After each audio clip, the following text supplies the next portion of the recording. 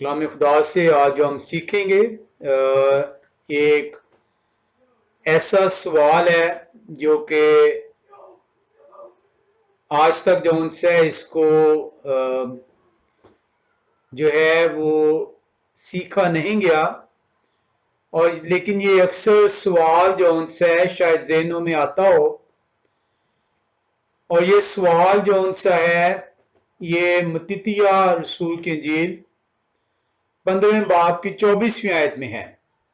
तो हम चलेंगे मत्तित्याह रसूल की इंजील 15वां बाब 24वीं आयत। कलाम खुदा हमें यूं बयान करता है, यहोवा शाही फरमा रहे हैं, मसाया का नाम वो इब्रानी है, इब्रानी जुबान में है। खुदा कदूस जो है ये नाम बाप अपने बेटे को जो जिस्म की सूरत इख्तियार कर रहे हैं वो ये देते हैं फरिश्ते की मार्फत। और मसाया खुद इसको जो है पालूस रसूल से बयान करते हैं और वो अपना इब्रानी जुबान में नाम बयान करते हैं।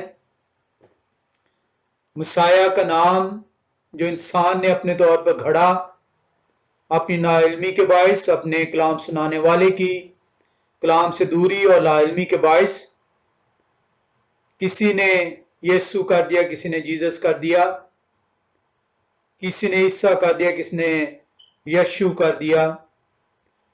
कलाम खुदा बयान करता है कि मसाया को एक नाम दिया गया और वो इब्रानी ज़बान में नाम है और उनका नाम यहोवा शाय है।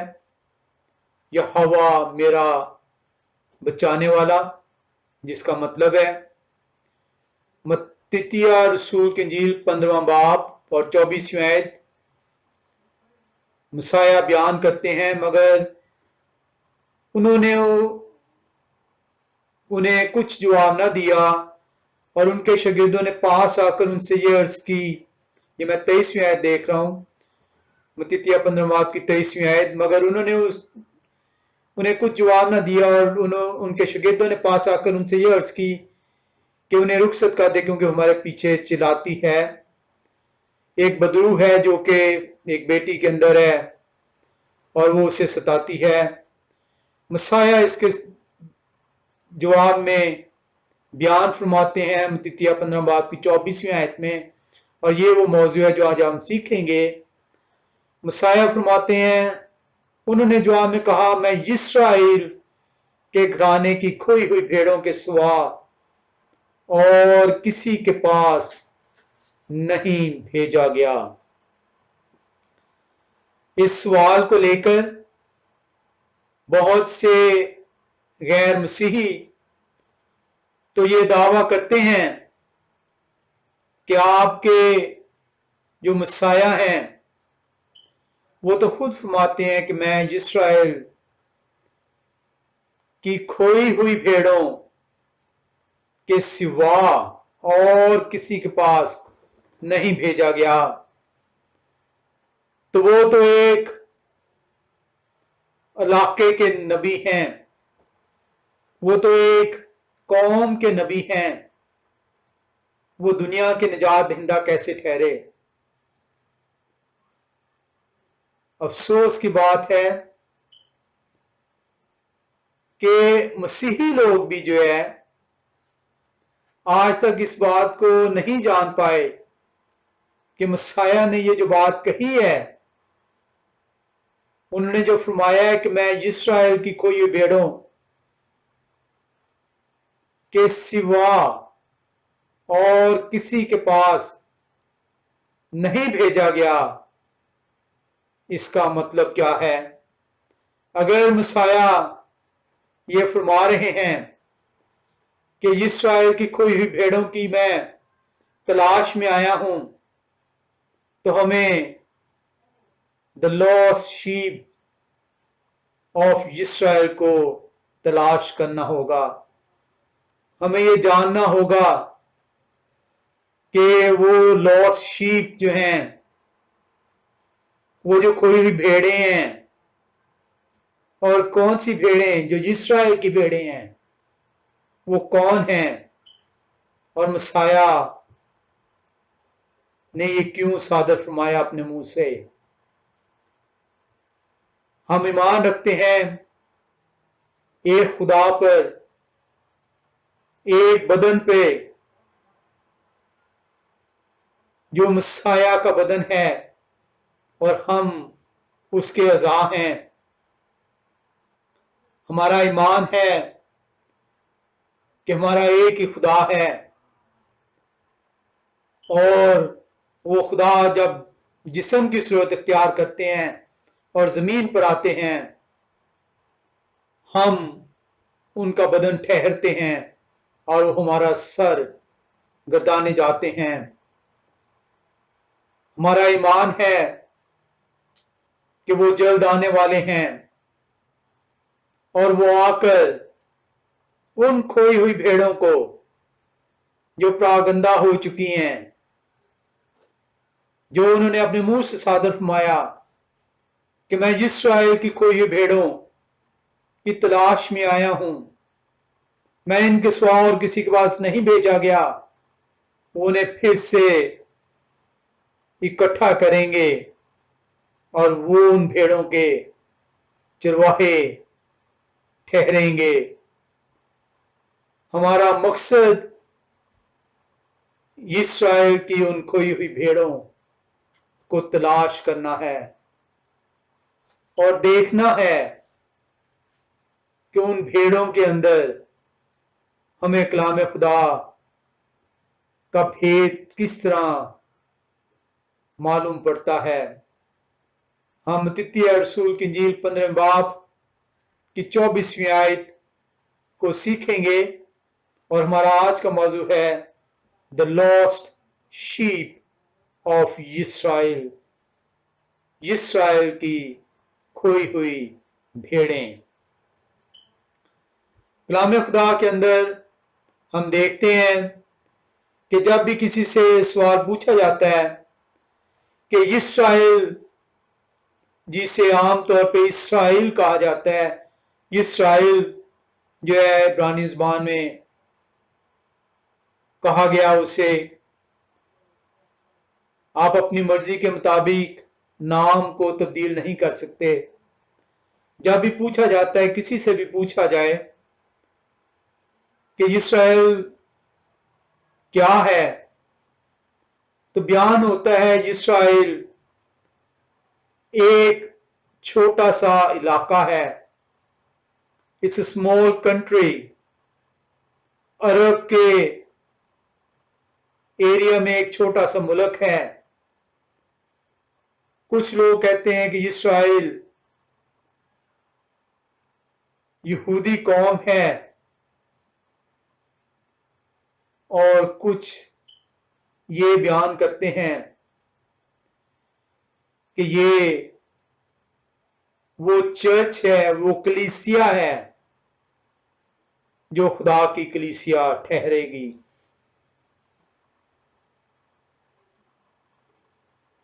ये तीनों बातें जौन सी हैं जो इस्राएल के मुतालिक लोगों के ज़हनों में हैं, ये तीनों बातों के अंदर वजन है। वो एक मुल्क भी है, वहां पे यहूदी लोग आबाद भी हैं और खुदा के चुने हुए लोग भी फिर से ठहराए जाएंगे। खुदा ने कभी भी किसी भी वक्त उन लोगों को उनकी नाफरमानियों के बावजूद उन्हें प्रागंदा जरूर किया, लेकिन उनसे अपना वो जो बाप और बेटे का रिश्ता है वो बरकरार रखा। और हम देखते हैं कि कलाम खुदा जौन सा है, जो इस्राएल है, इसको हम सीखना चाहते हैं कि इस्राएल, हमने इसको डिटेल से जो है इस्राएल क्या है इसको मौजू के अंदर देखा था और किस तरह गैर अक़वाम इस्राएल पर व्यस्त होंगी इसको हमने देखा था। आज हम उन खोई हुई भेड़ों को, जो इस्राएल की खोई हुई भेड़ें हों, जिनके पास मसाया आए हैं, उस मौजू को देखना चाह रहे हैं। हम देखते हैं कि जो इस्राएल, जो आज इस्राएल गर्दाना जाता है, जो एक इलाका गर्दाना जाता है, जो एक कौम गर्दानी जाती है, जिसको खुदा की कलीसिया गर्दाना जाता है, इस्राएल दो टुकड़ों में बांटी गई, दो टुकड़ों में डिवाइड हुई, a northern part and a southern part, शुमाली हिस्सा और जनूबी हिस्सा। हम देखते हैं कि ये जब दो हिस्सों में तकसीम होती है, टूटती है, नॉर्दर्न हिस्सा और सदर्न हिस्सा, ये कभी भी दोबारा आज तक, आज के वक्त तक ये दोनों हिस्से जुड़ नहीं पाए।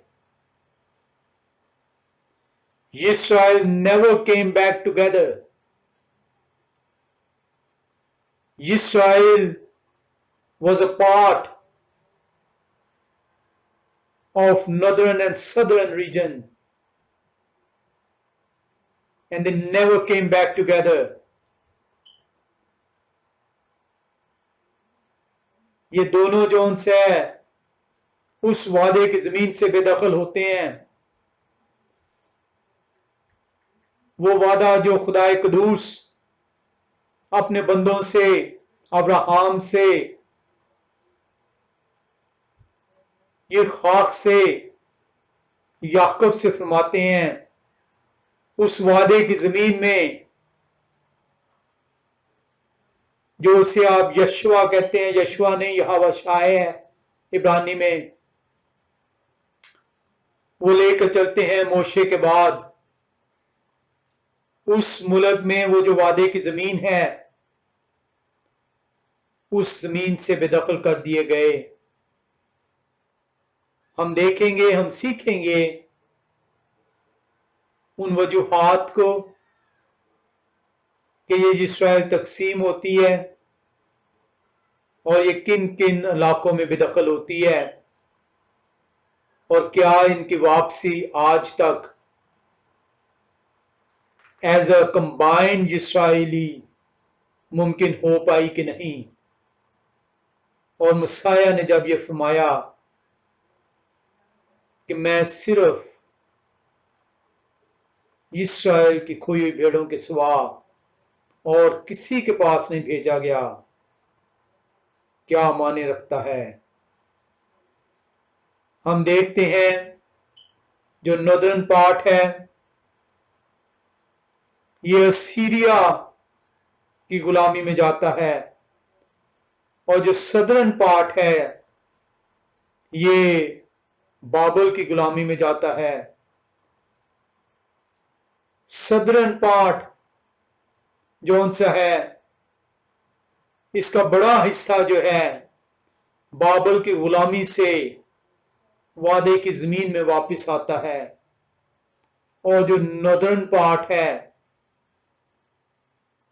वो कभी भी वापस ना आ सका। उस हिस्से को जो सीरिया की गुलामी में गया, जो 10 कबाइल पे मुश्तमिल था, इस्राएल का सबको इल्म है कि 12 कबीलों पे मुश्तमिल थे। 10 कबीले नॉर्दर्न पार्ट कहलाते हैं इस्राएल का, नॉर्दर्न किंगडम कहलाते हैं, और 2 कबाइल जो थे, यहूदा का कबीला और बिन्यामीन का कबीला, ये सदर्न पार्ट कहलाते थे। सदर्न पार्ट बाबल की गुलामी में जाता है, 70 साल की गुलामी में रहकर वो वापस, majority of the part southern का हिस्सा वापस आता है वादे की जमीन में। लेकिन वो 10 कबाइल जो नॉर्दर्न पार्ट के हिस्सा थे, जो नॉर्दर्न किंगडम का हिस्सा थे, वो आज तक वापस ना आ पाए। और वो क्यों ना आ पाए? 10 के 10। एक और इंटरेस्टिंग फैक्ट इसके अंदर हम देखते हैं कि नॉर्दर्न पार्ट को जो उनसा है वो हाउस ऑफ इस्राइल कह के पुकारा गया कलाम में, और जो सदर्न पार्ट है उसे हाउस ऑफ यहूदा कह के पुकारा गया है। हालांकि गो के वो बिन्यामीन भी उसमें शामिल है, लेकिन उसे यहूदा का कबीला कहा गया है। और जो नॉर्दर्न पार्ट है उसमें 10 कबाइल हैं, उन्हें जो उनसे इस्राइल का कबीला कह के पुकारा गया।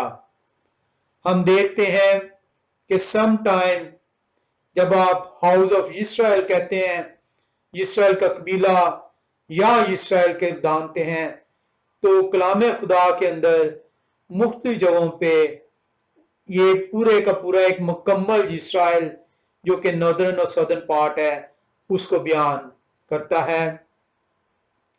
लेकिन हर दफा ऐसा नहीं है कि जब आपने जो उनसे इस्राइल पुकारा तो वो 12 के 12 कबाइल होंगे, या आपने जब जो उनसे यहूदा पुकारा तो वो जो उनसे वो यहूदा और बिन्यामीन जो उनसे वो ठहरेगा।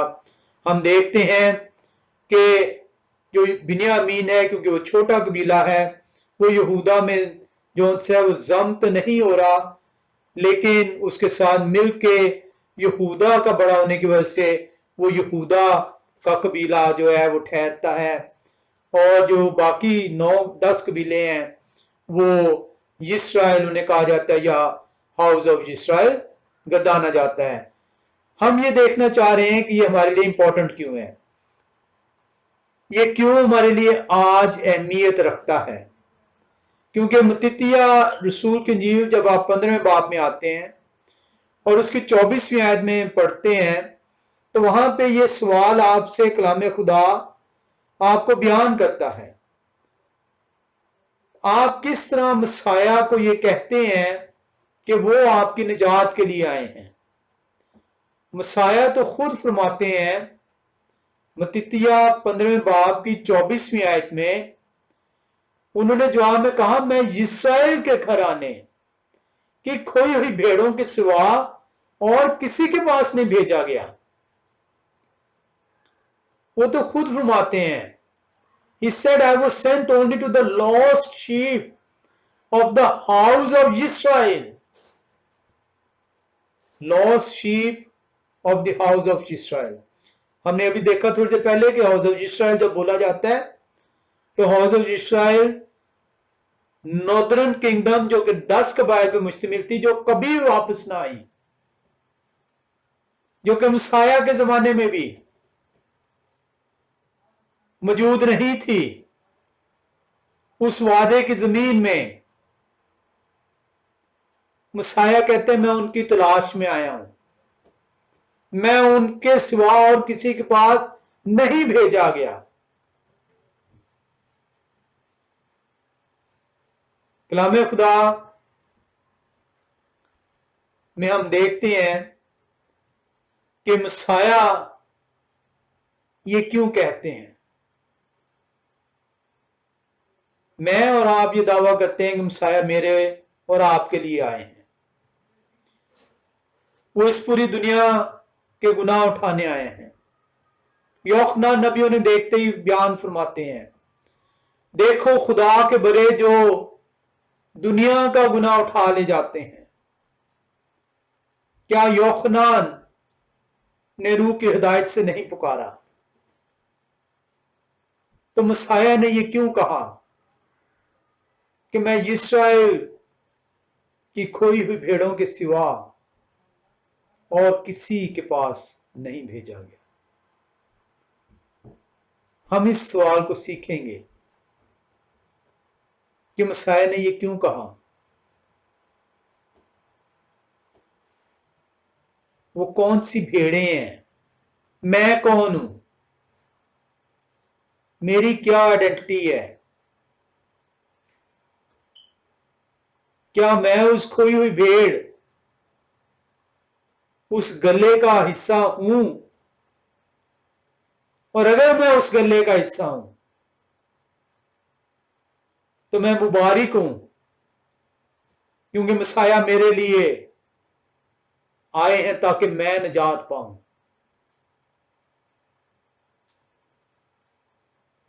ये एक डिटेल स्टडी होगी और इसके अंदर हम बहुत सारी चीजें सीखेंगे। हम एक हवाले में आएंगे, यशायाह नबी की किताब पहला बाब 18वीं आयत में। यशायाह नबी की किताब पहला बाब और 18वीं आयत। कलाम खुदा में क्या बयान करता है? यशायाह पहला बाब 18वीं आयत बयान करती है, अब यहोवा खुदावंद फरमाते हैं, आओ हम बाहम हुज्जत करें।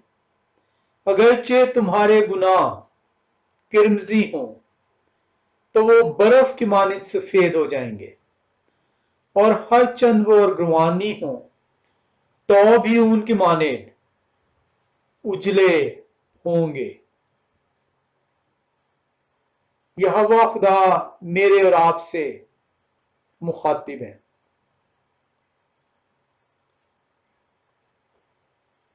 क्यों मुखातिब है? क्योंकि हम गुनहगार हैं।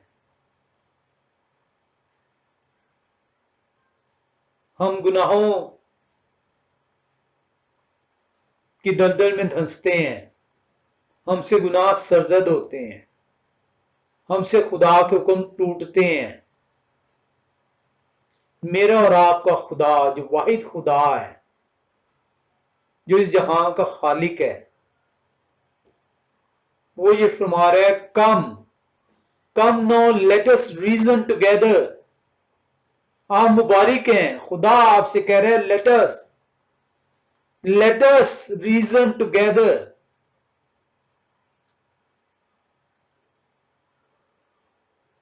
वो आपको दावत दे रहे हैं खुदा कि आओ मेरे साथ बैठो और मेरे कलाम को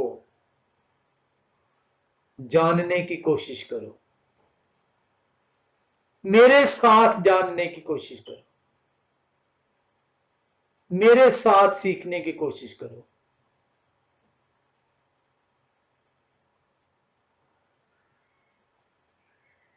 यशायाह नबी की किताब पहला बाब और 18वीं आयत। खुदा एक दूसरा आपको दावत देते हैं, आओ मेरे भेदों को जानने के लिए मेरे पास आओ।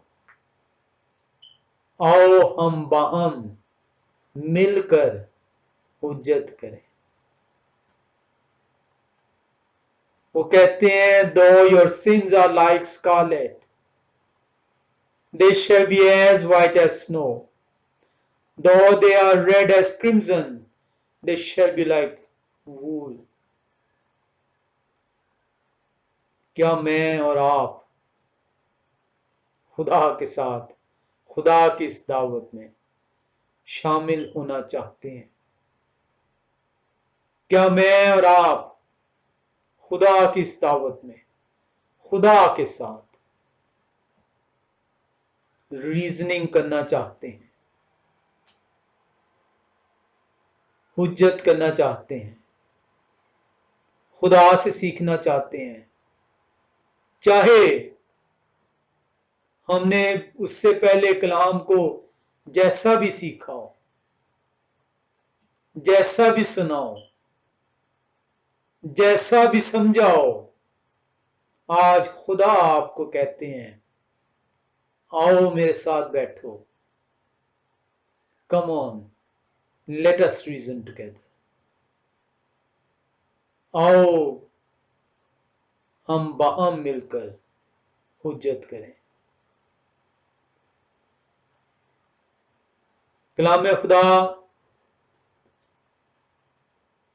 जब मसाया मौजूद है, इस दुनिया में जिस्म इख्तियार करके खुदा आते हैं, रसूल शागिर्द, उस वक्त एक ही सोर्स थी, खुदा के कलाम की पुख्तगी को मालूम करने के लिए। और वो पुराना अहदनामा जो खुदा कदूस ने अपने नबियों की मार्फत अपने बंदों की मार्फत हम तक पहुंचाया। नया अहदनामा की बुनियाद पुराने अहदनामे से ठहरती है, इसलिए नए अहदनामे में जगह जगह बयान है, चुनाचे लिखा है, क्योंकि ये कहा गया the one source to explain, the only source which can testify was the Old Testament. आज अनफॉर्चुनेटली, बदकिस्मती से, आज आपको शैतान के पुजारियों ने आपको पुराने अहदनामे से दूर कर दिया। आज आपके कलाम सुनाने वालों ने आपको ये बता दिया कि पुराने अहदनामे को पढ़ने की जरूरत नहीं। ढूंढिए और जानिए। आज खुदाए कदूस आपको दावत देते हैं, आओ हम मिलकर हुज्जत करें। Come on, let us reason together. Let us talk together. Let us find the truth.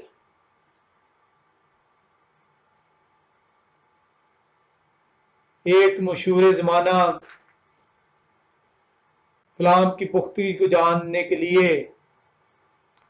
एक इस्तिलाह इस्तेमाल होती है, बिरीन टेस्ट।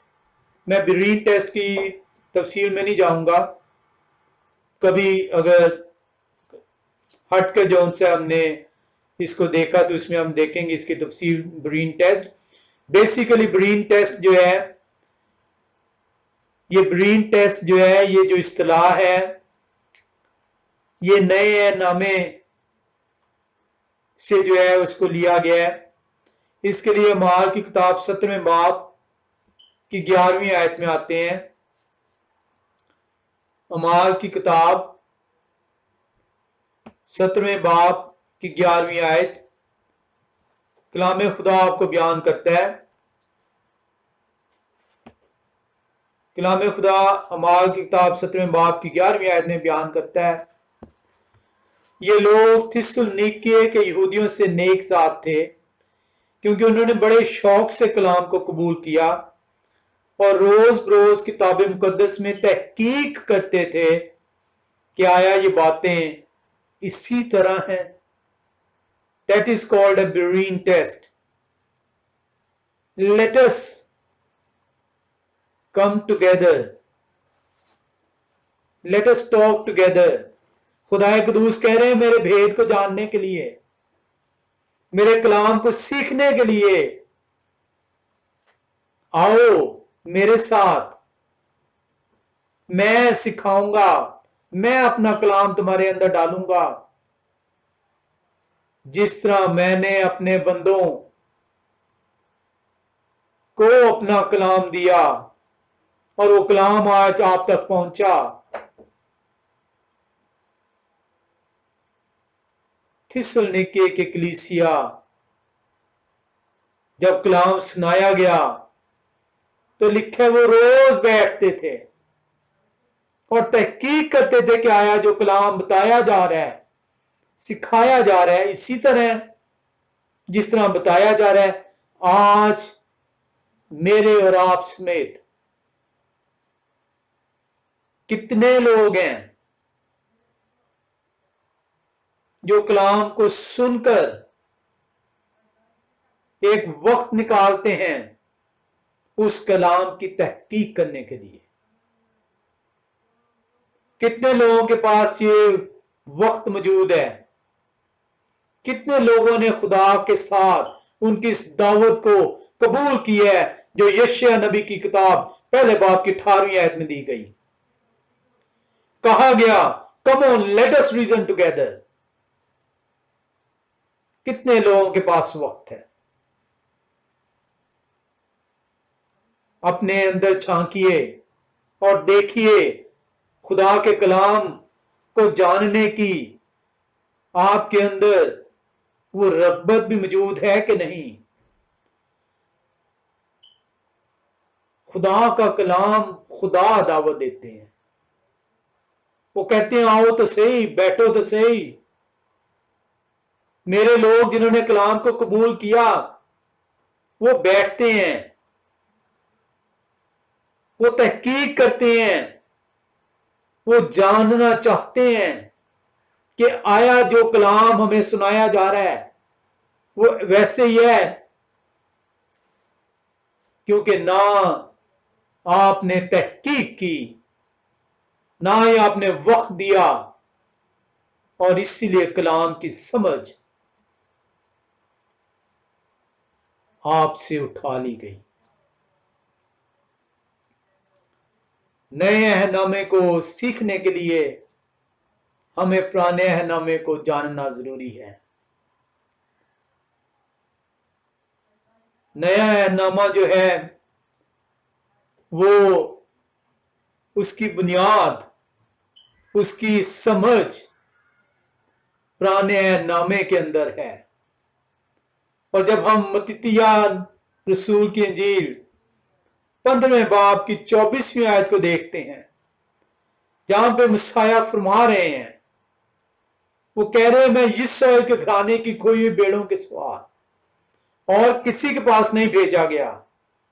इसको सीखने के लिए, इसको समझने के लिए हमें पुराने अहदनामे की जरूरत है। आपको नए अहदनामे की बुनियाद पुराने अहदनामा को रद्द करके नया अहदनामा आप ना ही सीख सकते हैं, ना ही उसे समझ सकते हैं। पुराना अहदनामा आपके लिए एक रोड मैप है। वो रोड मैप है जो कि आपको बताएगा कि पहले क्या हो चुका है और आइंदा क्या होने वाला है। हमें देखना होगा कि वो क्या सबब है कि मसाया ये फरमाते हैं, वो इस्राएल जब मिस्र की गुलामी से निकलती है तो 12 कबीले हैं, और जब वो सीरिया की गुलामी और बाबर की गुलामी में जाती है तो वो 2 हिस्सों में तकसीम है। वो क्या सबब ठहरे कि वो 10 के कबीले और 2 के कबीलों में तब्दील हो गई। वो 10 का कबीला जो है, जो northern part, the northern kingdom कहलाता है, वो सीरिया की गुलामी में गया और वहां से कभी वापस ना आया। और जो 2 का कबीला जो सदर्न किंगडम कहलाया, वो बाबर की गुलामी में गया और 70 साल उस गुलामी में रहा, और उसका पेशतर हिस्सा उस वादे की जमीन में वापस आया। मेरे और आपके मसाया ने जो फरमाया है कि मैं इस्राएल की खोई भेड़ों के सिवा और किसी के पास नहीं भेजा गया, हमें देखना होगा कि इस्राएल की ये भेड़ें जो मसाया फरमाते हैं वो क्या हैं। हम देखेंगे कि खुदाए कदूस उस वादे की जमीन जिसका जिक्र बार बार हम सुनते हैं, पढ़ते हैं, करते हैं, वो वादे की जमीन का वादा किससे ठहरा। हम पैदाइश की किताब 22वें बाब में आएंगे। पैदाइश की किताब 22वां बाब, और हम उसकी जो आयात देखेंगे वो 17वीं और 18वीं आयत देखेंगे। पैदाइश की किताब 12वां बाब 17वीं और 18वीं आयत। कलाम खुदा हमें यूं बयान करता है, खुदा कदूस अब्राहम से फरमा रहे हैं, मैं आपको बरकत पर बरकत दूंगा और आपकी नस्ल को बढ़ाते बढ़ाते आसमान के तारों और समुद्र के किनारे की रेत की मानित कर दूंगा, और आपकी औलाद अपने दुश्मनों के फाटक की मालिक होगी, और आपकी नस्ल के वसीले से जमीन की सब कौमें बरकत पाएंगी, क्योंकि आपने मेरी बात मानी। खुदा कदूस अब्राहम से वादा फरमाते हैं कि आपकी नस्ल को मैं आसमान के तारों की मानित कर दूंगा, और आपकी नस्ल के वसीले से दुनिया की कौमें, आपकी नस्ल के वसीले से दुनिया की कौमें बरकत पाएंगी। इस नस्ल को हम सीखेंगे, उस नस्ल को जानेंगे कि किस नस्ल से खुदा की जौन सी है ये वादा ठहर रहा है। खुदा की बरकत जौन सी है वो तमाम कौमों तक पहुंच पानी है। हम देखते हैं इसी वादे को पैदाइश 26वें बाब के अंदर जौन से है खुदा कदूस अब्राहम के बेटे यिठखाक से क्या फरमाते हैं। हम पैदाइश 26वें बाब और उसकी 4थी और 5वीं आयत में जब आए तो कलाम खुदा हमें यूं बयान करता है, खुदा कदूस अब अब्राहम के बेटे यिठखाक से जो है फरमाते हैं, वो कहते हैं, और मैं आपकी औलाद को बढ़ाकर आसमान के तारों की मानित कर दूंगा, और ये सब मुल्क आपकी नस्ल को दूंगा, और जमीन की सब कौमें आपकी नस्ल के वसीले से बरकत पाएंगी, इसलिए कि अब्राहम ने मेरी बात मानी और मेरी नसीहत और मेरे हुक्मों और कवानीन और आइन पे अमल किया। आप देखते हैं वो वादा जो अब्राहम से किया गया, अब वही वादा यिठखाक से किया जा रहा है। यिठखाक, एक चीज जहन में रखिएगा कि अब्राहम से जौन सा है वो उनके पहलोठे बेटे तो इश्माइल हैं, गो के वो वादे के फर्जंद नहीं है, वो जो है वो सारा की लौंडी हाजरा की औलाद हैं, और इसीलिए उन्हें बेदखल किया जाता है। और वादा जो नस्ल का वादा किया गया था वो यिठखाक से जौन सा है वो नस्ल ठहरती है, और इसीलिए यह बरकत जौन सी है इश्माइल की बजाय यिठखाक के जरिए आगे मुंतकिल होती है। ये वही वादा है यिठखाक से भी किया जा रहा है कि उनकी नस्ल को जो है आसमान के तारों की मानित बढ़ाया जाएगा, और उनकी नस्ल के सबब से दुनिया की तमाम कौमें बरकत पाएंगी। हम पैदाइश 28वें बाब में आते हैं और देखते हैं कि यिठखाक की नस्ल जो आगे चल रही है, जो याकूब अब आगे उनसे पैदा हुए हैं, उनसे क्या वादा ठहरता है। हम पैदाइश 28वें बाब की 13वीं से 15वीं आयत को देखेंगे। हम कलाम खुदा के अंदर देखेंगे पैदाइश 28वें बाब की 13 से 15वीं आयत। कलाम खुदा यूं बयान फरमाता है,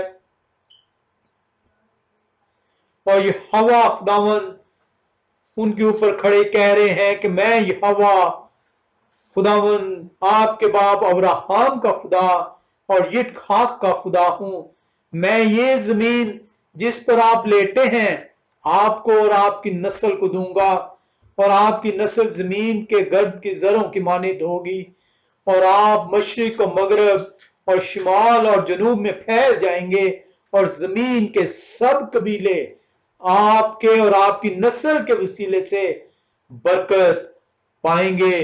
कलाम खुदा आपको बयान करता है कि वो वादा जो अब्राहम से किया गया कि उससे उन्हें जमीन देने का, वादे की जमीन का वादा किया गया, उनकी नस्ल को आसमान के तारों की मानिंद जो है वो बयान किया गया, उनकी नस्ल से दुनिया की तमाम कौमें बरकत देने का वादा किया गया। वही वादा अब्राहम की नस्ल जब यिtzहाक जो से वो ठहरते हैं तो यिtzहाक से वादा ठहरा, और वही यिtzहाक से आगे वादा उनकी नस्ल याकूब को जो उनसे मुंतकिल होता है। अगर आपने देखा हो तो अब्राहम का दूसरा बेटा जिस्मानी लिहाज से यिtzहाक है, यिtzहाक का दूसरा बेटा जिस्मानी लिहाज से याकूब है।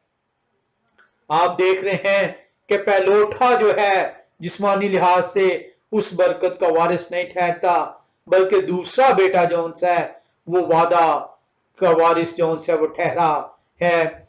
हम देखते हैं कि ये जो याकूब से वादा किया गया, याकूब का नाम आगे चलकर इस्राइल रखा गया, और ये वो बात है जहां पे मेरे और आपके मसाया फरमा रहे हैं कि मैं इस्राइल की खोई हुई भेड़ों के वास्ते भेजा गया हूं।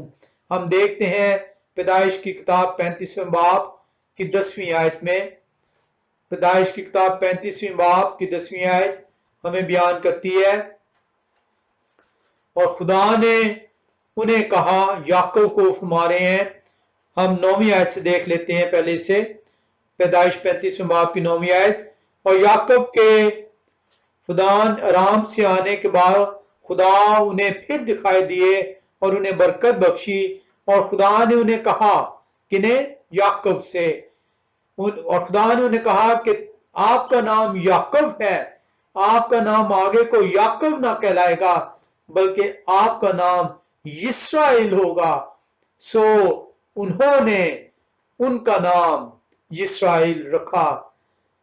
और मेरे और आपके नजात दहिंदा मत्तित्याह रसूल की इंजील 15वें बाब की 24वीं आयत में फरमाते हैं, उन्होंने जवाब में कहा, मैं इस्राएल के घराने की खोई हुई भेड़ों के सिवा और किसी के पास नहीं भेजा गया। आप देखते हैं कि इस्राएल याकूब जो अब्राहम से यिtzहाक और यिtzहाक से याकूब उनकी नस्ल है, उनका नाम इस्राएल रखा जाता है।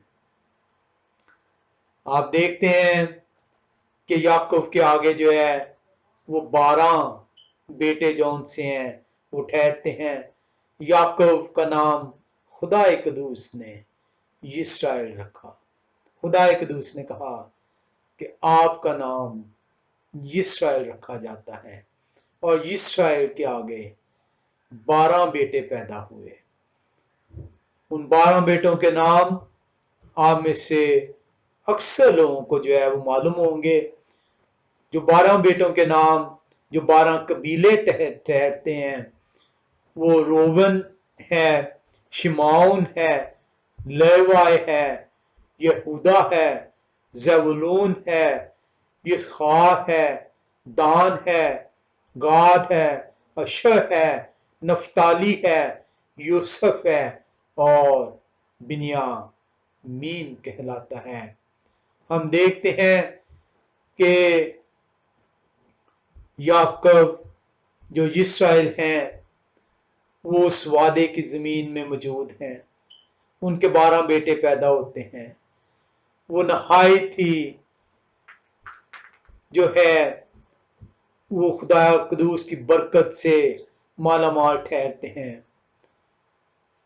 कहत आता है, कहत जौन सा है वो इस्राएल अपनी पूरी कुंबे के साथ अपने 12 बेटों और उनकी जो बच्चे हैं उनके साथ मूव करके कनान से मिस्र के इलाके में, जो कि गोशन का इलाका कहलाता है, वहां पे मौजूद हैं। गोशन में ऑलरेडी जो है उनका एक बेटा यूसुफ जो है वो पहले ही जो है वो मौजूद है, और मिस्र का सेकंड चीफ जोन से वो बन चुका है खुदा की बरकत से।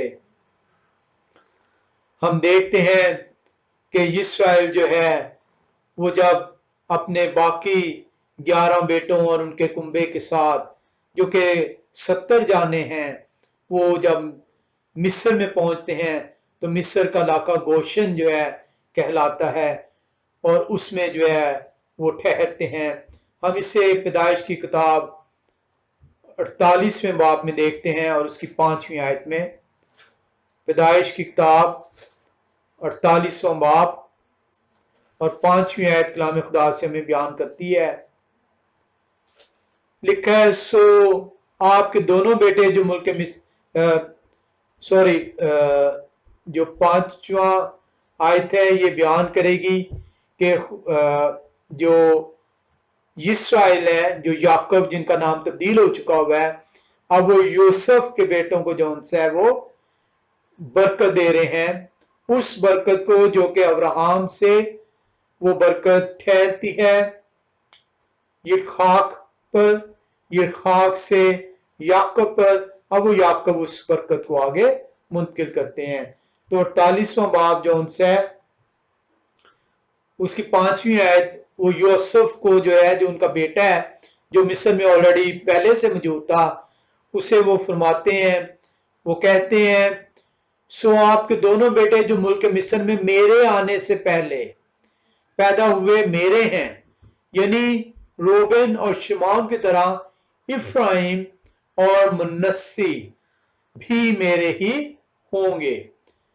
वो यूसुफ से कहते हैं कि आपके ये दो बेटे जो मेरे आने से पहले आपके पैदा हुए हैं, जो कि इफ्राइम और मुनस्सी हैं, ये मेरे बेटों की तरह, जैसे कि रूबन और शिमौन है उनकी तरह ये मेरे बेटे कहलाएंगे। और इसीलिए जो उनसे है वो जो उनसे ये जो बरकत है वो यूसुफ को मुंतकिल नहीं हो रही, वो जो उनसे किसी और जो उनसे उसको मुंतकिल नहीं हो रही, बल्कि वो ये बरकत जो है वो इफ्राइम और मुनस्सी को जो उनसे मुंतकिल हो रही है। अब आप ये देखते हैं 48वें बाब की 5वीं आयत में। अब फिर से आप यहाँ पे देखेंगे कि हमने पैटर्न एक देखा था और वो पैटर्न ये था कि अब्राहम जो उनसे है वो उनकी बरकत जो उनसी है वो उनके जिस्मानी लिहाज से दूसरे बेटा जो कि यित्खाक है, गो के वादे के लिहाज से वो इकलौता है, लेकिन जिस्म के लिहाज से वो दूसरा बेटा है यित्खाक को मुंतकिल हुई। यित्खाक से जब बरकत आगे मुंतकिल होती है तो वो याकूब और सौ जो है वो उनके दो बेटे हैं, और याकूब जो उनसे हैं वो पहलौठे नहीं है बल्कि वो दूसरे नंबर पर हैं, लेकिन उसी पैटर्न को खुदाए कदूस जो है वो बरकरार रहता है और वो मुंतकिल हो जाती है याकूब को। अब याकूब जो है वो यूसुफ के दो बेटे जो याकूब के जो कि इस्राएल कहलाते हैं, वो मिस्र में आने से पहले कहते हैं इफ्राइम और मनस्सी ये दोनों मेरे बेटे जो उनसे हैं कहलाएंगे, और अब वो इन तक जो है मुंतकिल कर रहे हैं अपनी बरकत को। और वो बरकत किस तरीके से मुंतकिल होगी इसको हम जो उनसे है देखेंगे कि क्या वो पैटर्न जो उनसे है वो उसी तरह रहता है या जो उनसे है वो तब्दील हो रहा है। हम देखते हैं कि जो मुनस्सी है वो मुनस्सी जो है वो बड़े हैं इफ्राइम से, यानी मुनस्सी पहलौठे हैं यूसुफ के इफ्राइम की बजाय। हम देखेंगे कि क्या वो ये जो बरकत है जो इस्राएल से मुंतकिल होनी है, क्या ये पैटर्न जो उनसे वही है जो कलाम खुदा के अंदर चला आ रहा है या ये तब्दील हो जाता है। हम 48वें बाब की 17 से 19वीं आयत में आएंगे।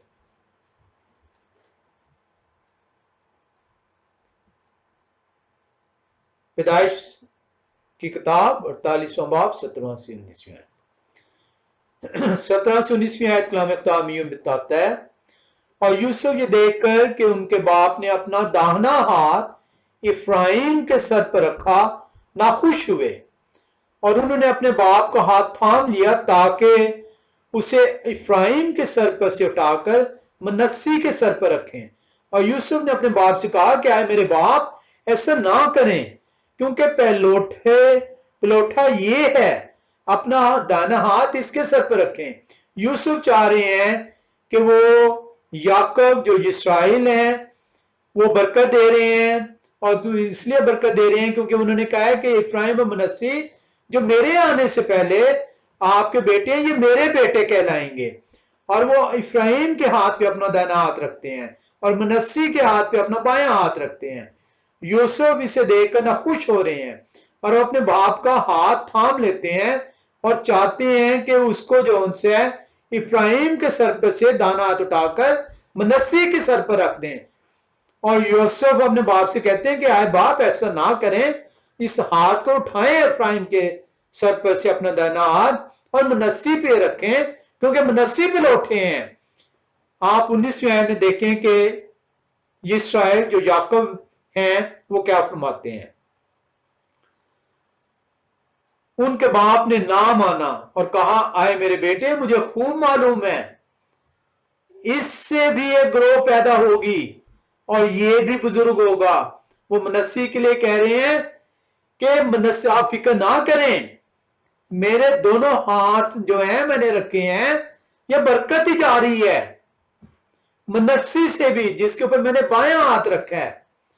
लिखा है 19वीं आयत में, इससे भी एक ग्रोह पैदा होगी और ये भी बुजुर्ग होगा, पर इसका छोटा भाई इससे बहुत बड़ा होगा और उसकी नस्ल से बहुत सी कौमें होंगी।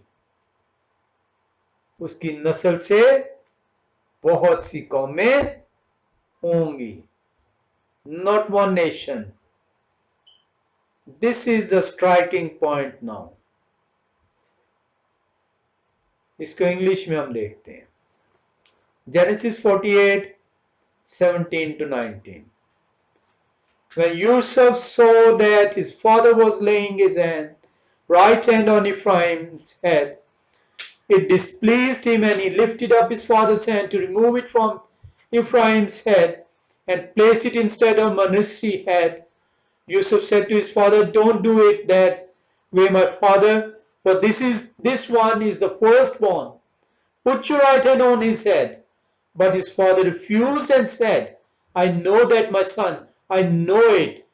He too will become a people, and he too will be great. Nevertheless, his younger brother will be greater than he, and his descendants will grow into many nations.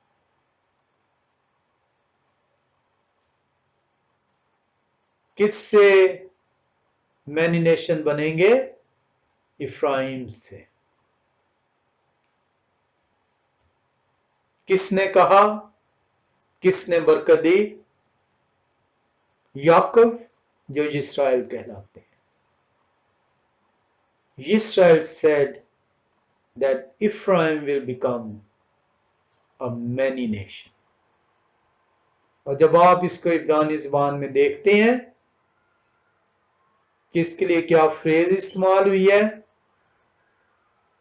तो मैनी नेशंस के लिए जो phrase इस्तेमाल हुई है, जो इब्रानी ज़बान में लफ्ज़ चुना गया है, जो कलाम खुदा के अंदर लिखा गया है, वो है मिलो हा गोइम।